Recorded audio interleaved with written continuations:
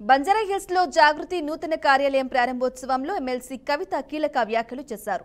ప్రత్యేక తెలంగాణ కోసం పోరాడి రాష్ట్రాన్ని సాధించిన కేసీఆర్ కు నోటీసులు ఇస్తారా అని కాంగ్రెస్ పై ఫైర్ అయ్యారు.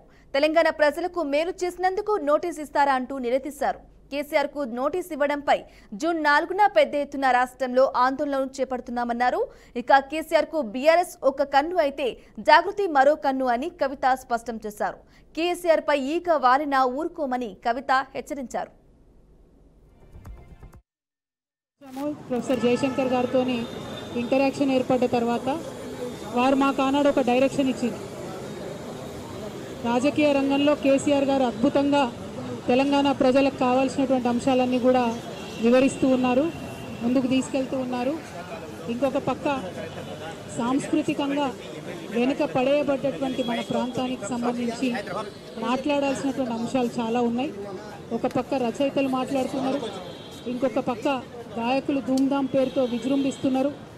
అయినప్పటికీ there is some gap, there is some space, you should think to fill that space అని ప్రొఫెసర్ జయశంకర్ గారు నాకు ఆనాడు దిశానిర్దేశం చేసినటువంటి సందర్భంలో మరి తెలంగాణ జాగృతి అనేటటువంటి సంస్థ ఊపిరి పోసుకోవడం జరిగింది. మరి మీ అందరికి కూడా తెలిసినటువంటి విషయమే, కేసీఆర్ గారు తెలంగాణ రాష్ట్రం సాధించిన తర్వాత, తెలంగాణ రాష్ట్రం ఏర్పడ్డ తర్వాత అద్భుతంగా తెలంగాణ సోయితోని పరిపాలన జరిగింది. మేము తెలంగాణ జాగృతి సాంస్కృతిక రంగంలో ఏ చిన్న కార్యక్రమం అడిగినా, ఏ చిన్న అంశం డిమాండ్ చేసినా మాకు నిమిషాలలో జీవో వచ్చినటువంటి సందర్భం. చాకలి ఐలమ్మ గారిది ఉదాహరణకు అధికారికంగా చేయాలి అంటే ఒకటే సెకండ్లో జీవో వచ్చినటువంటి సందర్భం. మిషన్ భగీరథకు సగరుల ఆరాధ్య దైవమైనటువంటి భగీరథ పేరు పెట్టడం అన్నది మేము అడగకుండానే కేసీఆర్ గారు మాకు ఇచ్చినటువంటి వరం. అట్లా ఏ ఒక్క అంశం తీసుకున్నా సేవాలాల్ మహారాజ్ యొక్క జయంతిని అఫీషియల్గా ప్రభుత్వం నుంచి చేసిన ఏకైక ప్రభుత్వం కేసీఆర్ గారి ప్రభుత్వం భారతదేశంలో. రాష్ట్ర ముఖ్యమంత్రి గారిని డిమాండ్ చేస్తూ ఉన్నాను, సీఎం గారు కనీసం ఇప్పటికన్నా మీరు జై తెలంగాణ నినాదం అనండి. ఎల్లుండి రాష్ట్ర అవతరణ దినోత్సవం నాడు అమరవీరులకు నివాళులు అర్పించండి అని చెప్పి నేను ముఖ్యమంత్రి గారిని డిమాండ్ చేస్తూ ఉన్నాను. నిజానికి జై తెలంగాణ అనని వాడికి, తెలంగాణ అమరవీరులను తలుచుకున్నటువంటి వారికి, అర్పించని వారికి ఆ కుర్చీలో కూర్చునే అర్హత కూడా లేదు. కానీ తెలంగాణ ప్రచారం బాగాలేక మరి రేవంత్ రెడ్డి గారు మనకు ముఖ్యమంత్రి అయినరు. ఏదైతే ఉద్యమకారుల మీద గన్ను తీసుకొని పోయిండో అటువంటి వ్యక్తి అలా ముఖ్యమంత్రి అయినరు. కాబట్టి ఇవాళ మేము డిమాండ్ చేస్తూ ఉన్నాం, ఖచ్చితంగా రాష్ట్ర అవతరణ దినోత్సవం నాడన్నా వారు జై తెలంగాణ అనాలని చెప్పి, అమరవీరులకు నివాళులు అర్పించాలని చెప్పి మేము డిమాండ్ చేస్తూ ఉన్నాం. అదేవిధంగా జూన్ 2వ తారీఖు నాడు మరి కాంగ్రెస్ ప్రభుత్వం ప్రకటించింది, రాజీవ్ యువ వికాసం అనే పేరుతోని పథకం తీసుకొస్తామని పేపర్లలో నేను చదివిన. రాజీవ్ గాంధీకి మాకేం సంబంధం అండి? తెలంగాణ రాష్ట్రానికి రాజీవ్ గాంధీ గారికి ఏం సంబంధం? తెలంగాణ యువకుల కోసం చేపట్టేటటువంటి పథకానికి మీరు ఖచ్చితంగా తెలంగాణ వాదుల పేరు పెట్టాలి.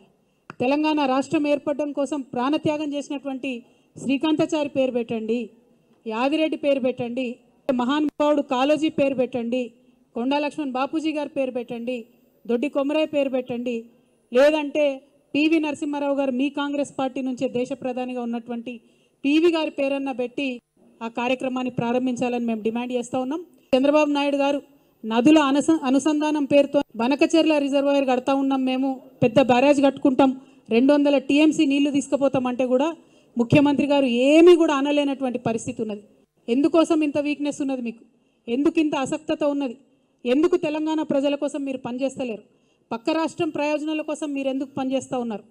ఆనాడు కేసీఆర్ గారు ముఖ్యమంత్రిగా ఉన్నప్పుడు లింకింగ్ ప్రాజెక్ట్ ఏదైతే కేంద్ర ప్రభుత్వం ప్రతిపాదించిందో దాన్ని ఖచ్చితంగా తుపాకులగూడెం బ్యారేజ్ దగ్గర నుండి ప్రారంభించాలని కేసీఆర్ గారు ప్రతిపాదించారు. కానీ ఆనాడు కేంద్రం ఒప్పుకోలే, మేము ఇచ్చంపల్లి దగ్గర పెడతాం రివర్ లింకేజ్ అని చెప్పడం జరిగింది. అలా ఏ మీటింగ్ కాలేదు, ఏ అపెక్స్ కౌన్సిల్ కలవలేదు, కేంద్ర ప్రభుత్వం రాష్ట్ర ప్రభుత్వంతో చర్చలు జరపలేదు.